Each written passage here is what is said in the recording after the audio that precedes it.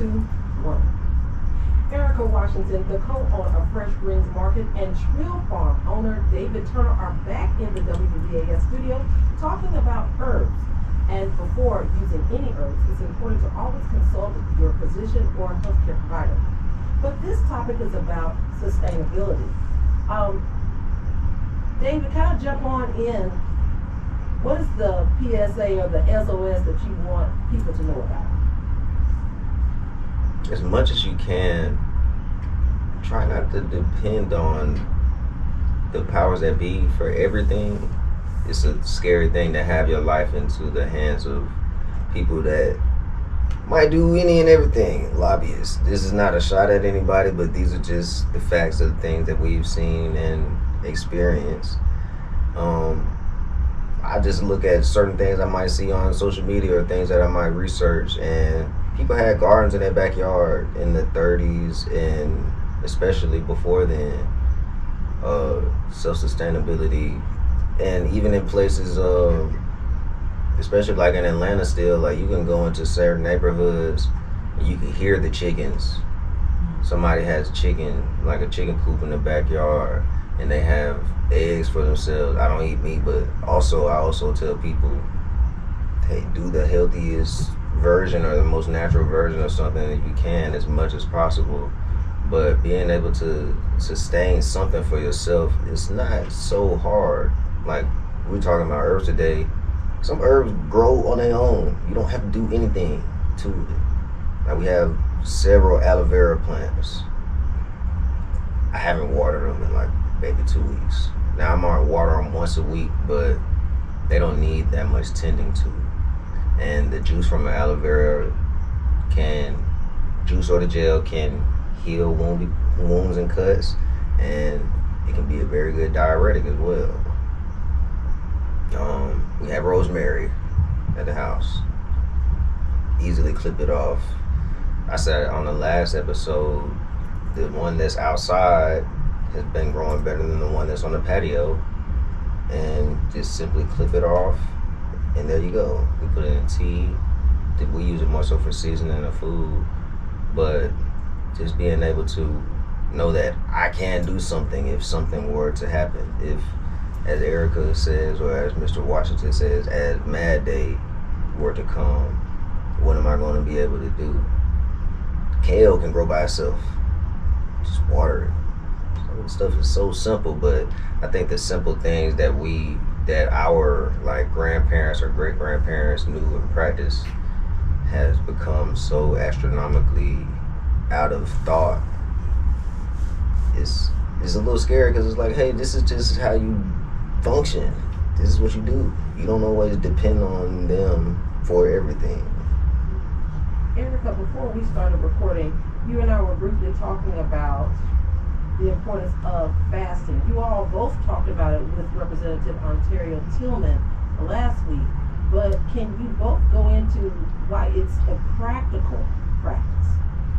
Yeah, so they definitely hit on that a lot on the last episode. And when I heard fasting, I'm already pretty small, and so just where I was at, I'm like, I can't do that, you know. But as a person that has experienced like stomach and health or gut issues, something that my grandmother experienced, that what I've learned after being able to do it now, and fasting can look several ways. You could just drink water. A lot of my fast started with eating watermelon and blueberries. But what I would say is it's giving your body the ability to rest, your digestion, the ability to rest, and giving your body a chance to actually heal itself while resting.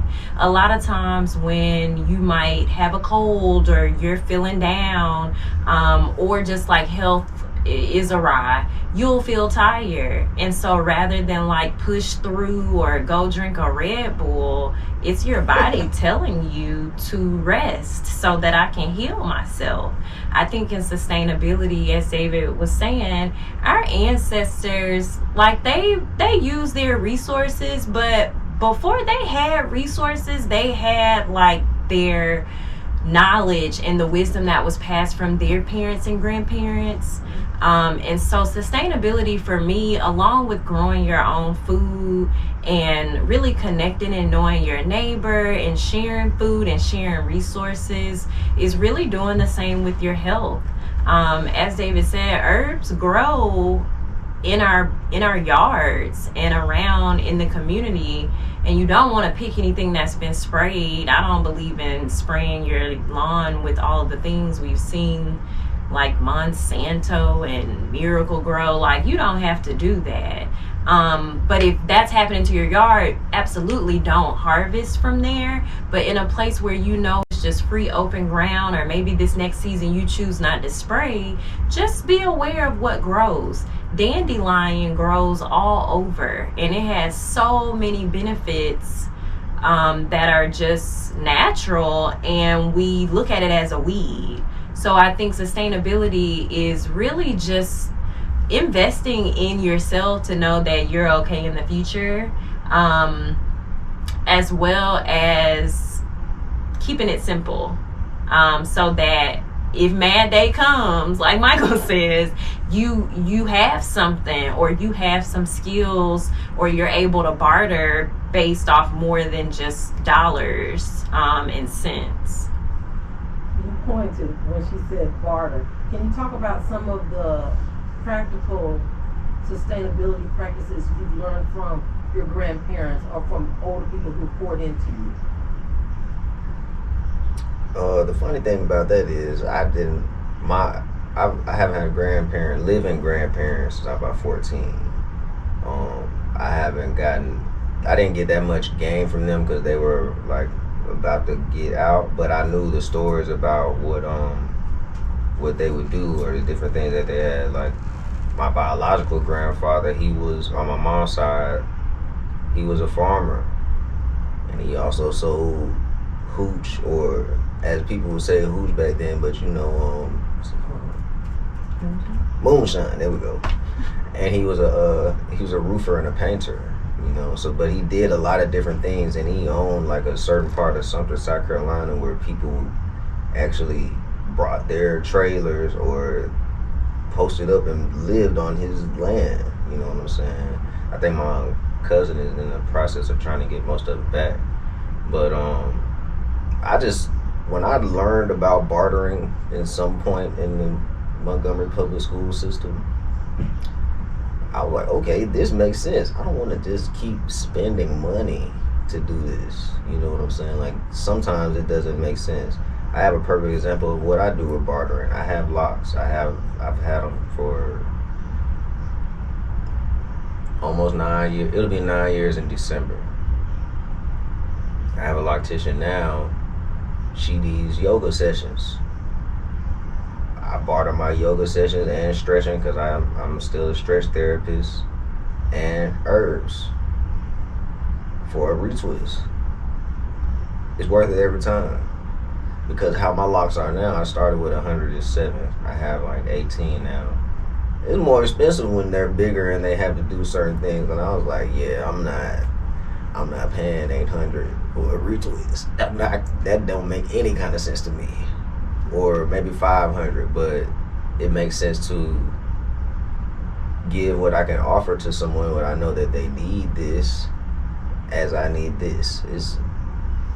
As one of my history teachers said when I lived in Georgia, you scratch my back, I scratch yours. It's just simple, helping each other in a way that I can help you the best way,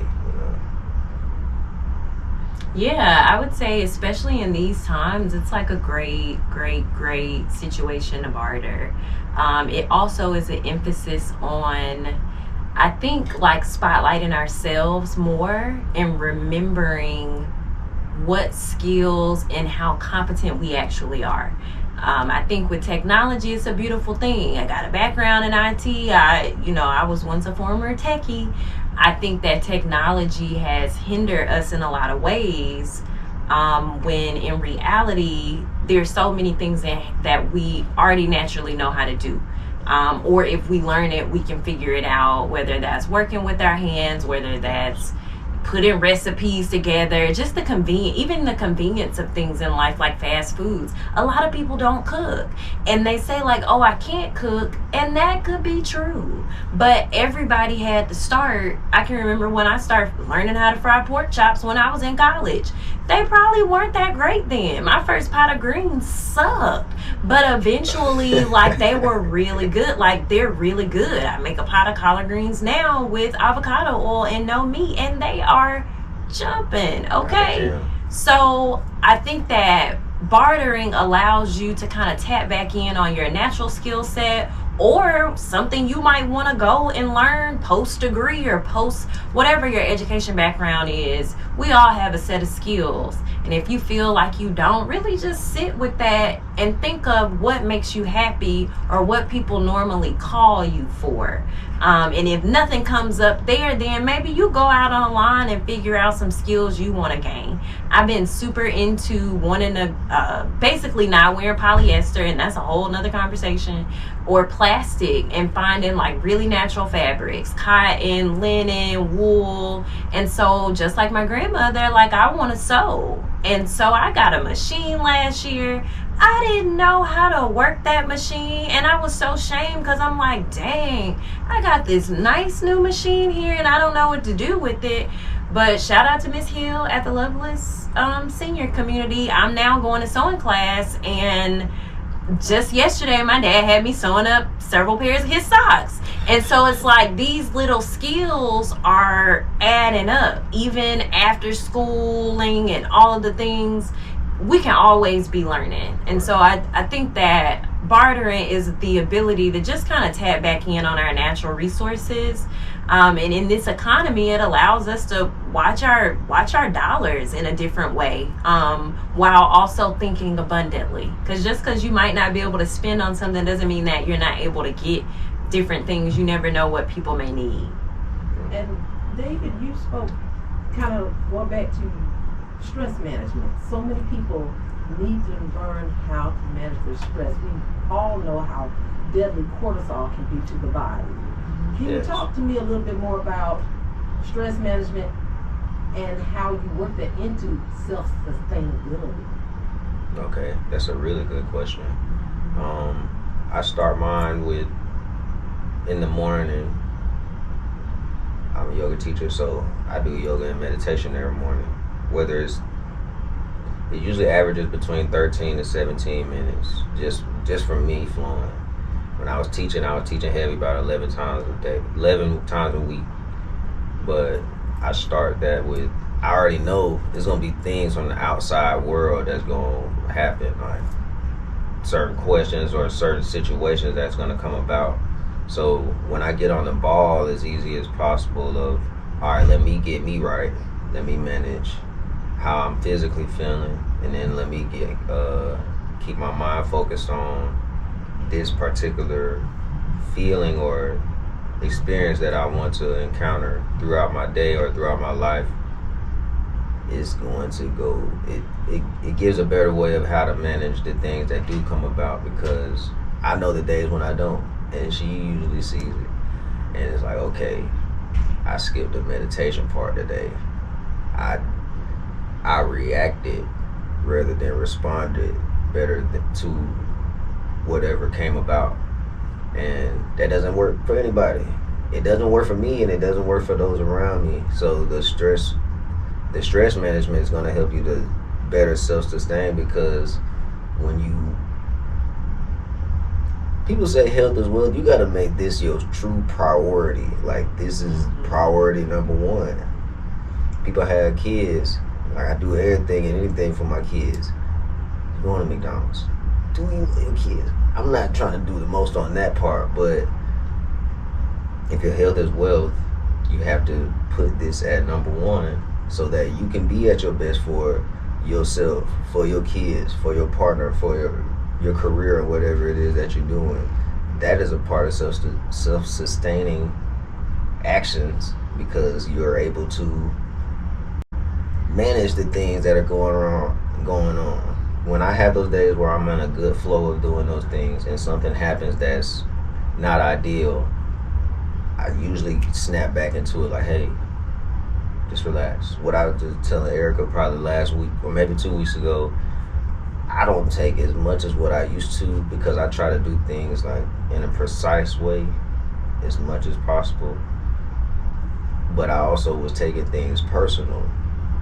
I can't do that because that's going to hinder my work and hinder the relationship of the person that I'm talking to or working with, and that's not going to be good for anybody. So with the stress management, it just makes sense to manage yourself in the best way possible, because stress is going to come, and some stresses are good because it's going to keep you on your toes on what it is that you want to do, and it's going to get you excited. But when you manage it better in the greatest way possible, and like I said, it doesn't take that much time, you're able to handle all the things in a greater way, or help comes easier, and you'll be able to receive the help easier, especially if you're open to it. Erica, I was going to ask you as well. David has this natural ability to kind of calm people. He has a very calming presence. How do you create a peaceful environment? That is a great one. Yeah, that is a gift he truly has. I would say for me, as a recovering overworker and doing the most, it really just starts with making a decision.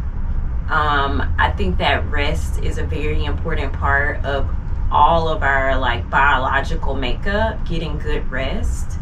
But the most important, I would say, is slowing down. So one thing, just as his morning routine, mine is not as rigorous, but each morning I like to get on the vitalizer. I listen to binaural beats, frequency music before, and then I have a cup of tea and I read. Like, for me, that's the richest morning. Even starting early, even if I gotta wake up at 5:30, getting those things done puts me on set for a good day. Before I was doing that and spending the day doing meetings and taking Zoom calls and listening to calls, from the years that I worked corporate to the years that I'm running my own business, literally the stress was taking me out. And I noticed it in corporate, that's why I left. But then even in being a full-time entrepreneur in the last few years and starting new projects, it has been completely overwhelming. And so the best way that I found for calming myself and being in a restful state is just slowing down and being intentional. That requires better time management, but you'll get there if you make the intention to slow down. I show myself lots of grace with what I don't get done, even though I know it might need to get done. I also am not really good with my phone, so I don't sometimes answer the phone, and I don't even want to say it's a terrible habit. It is not a good habit for people that are on the other end, because they're going to take that personal. I really can't control that. I got to be able to be good with me, because when I'm not good, it's nothing good around me. Especially as Black women, we sacrifice ourselves for others. And where that is such a beautiful thing, it's no honor in sacrificing yourself, because if you can't help if you aren't well, you can't give. If your cup is not full, you can't give from an empty cup. Okay. And so as much as you people need you and they'll call you, you really just gotta learn to take care of yourself. God wants us to honor our bodies and our rest, and stress doesn't do that. I literally just had a call with the elder yesterday who's experiencing these crazy headaches daily, and I was like, is your blood pressure up? Because typically you have headaches because you have high blood pressure. And so I asked, was she stressed? And she had some things going on in her home. And then I asked, well, are you drinking water? because you're probably dehydrated, and she's not drinking water. So it's just like, in the priority of your day, you need to drink some water, because you're going to be stressed out, because your body is actually stressed out because it's dehydrated. But when we're so busy doing the other things and tending to your job or your folks, or what's going on social media, or what's going on the news, it's very hard to tune in to what your body is calling out for you to do. So for me, yes. And I mean, that is the beauty of the body. Like, it will give you the signs. So for me, a slowing down and a slow morning have been like magic elixirs for keeping my cortisol down, regulating my body, healing my body and my gut, so I recommend that for anyone, man or woman. And kind of tossing it back to the sustainability, for people who want to start to become self-sufficient in these days of time, David, what's step one? What is step one? For me, I'll go back to what I did during quarantine. And some people have an excuse. You can live in an apartment, but you can have buckets depending on where your balcony is and the sunlight. It's usually best to have the sun facing, well, you're supposed to have your plants facing south so the sun can receive, if you're like in an apartment or something like that. But just have some, the first thing is have some good plants inside the house. Yeah. With all the radiation and the electronics going, it's good to have the rubbery plants. So what's that? Snake plant is really great for having indoors. Aloe vera, like I said, we got the aloe vera keep going, so it's like 20 something aloe vera right now. As far as outside, if you're in a small home, just have a little section where you can grow some kale and some lettuce. Some people don't know, when you get let's say a head of romaine, for instance, if you cut it at maybe, the bottom part still has where it was attached to the ground. If you cut the first 8, if you cut the top 8 inches and you keep that bottom part, you can plant that. You can plant that piece into the ground. Or you can root it. You got to change the water out every day. You can root it, put it on a mason jar, have the water hit in that circular part at the bottom, and you can wash the roots and then plant it and grow like that. And you can continually eat off of that. If you don't pull the whole plant up, you can eat off of that. And the other herbs like rosemary good for headaches. Just having it, or the scents around, good for seasoning thyme. Sage, having these different things around. And you can buy these at Publix. You can buy some of these plants at Publix, right in the produce section. Mint, you can buy that at Publix. And I'm not even a Publix plug. I'm not trying to push that like that, but I'm just going off of what I see. The ones that I just said, you can basically get those small plants at Publix. All you have to do is get some at a time, because they're going to grow. Get some more pots, some more dirt, preferably organic, and learn how to compost a little bit. That's another thing we'll do in a second. And watch it grow and tend to it. Google. It's there for a reason. But another self-sustaining thing could be, we were just saying, composting. You can get a bucket from Home Depot or Lowe's. They're like $4 with the top, because you need the top. Maybe $4 to $6. And what we do with compost, banana peels, any peel of a fruit, or any scraps of the vegetables, for those that eat meat, eggshells, and people do bones, huh? People might do bones. Yeah, bones. You can have this outside of your house, like I said, because it's going to have a smell at some point. Throw in some dirt at the bottom at first. Start throwing scraps in. Shake it up, mix it, and this is your compost. This is where you're going to use to fertilize your plants, to start your next pots, that's a great way to have some things going, because we have a lot of waste in this country, and put that waste to use. And you're saying use a 5-gallon bucket. Right. So kind of go back through that again. You put the dirt in there, then you put your scraps. Then do you just leave it, or do you put the cap back on? Okay, I'm sorry. Yes, put the cap back on. I guess you can put a plastic bag in. Yeah, you could. You can put a plastic bag in, but like you said, 5-gallon bucket. Make sure you have the lid, and every time you get some scraps from what you're eating, throw it into the bucket. Close the lid. You don't have to shake it every day, but shake it every now and then, because that's going to bring about all the different organisms to come in and start breaking down those things, and that just makes the food richer. I'm not the whole scientist on it, but I've seen it, and I'm like, okay, well, this is what I'm going to use. Like on the urban garden on the west, the turning compost, you may have seen it when you were there. That one, we bought all these different types of ways to fertilize something, and I do little experiments, like some of the stuff I did in 5th grade. I still practice that. All right, where's the variable? Well, this one doing better, and it just had the compost.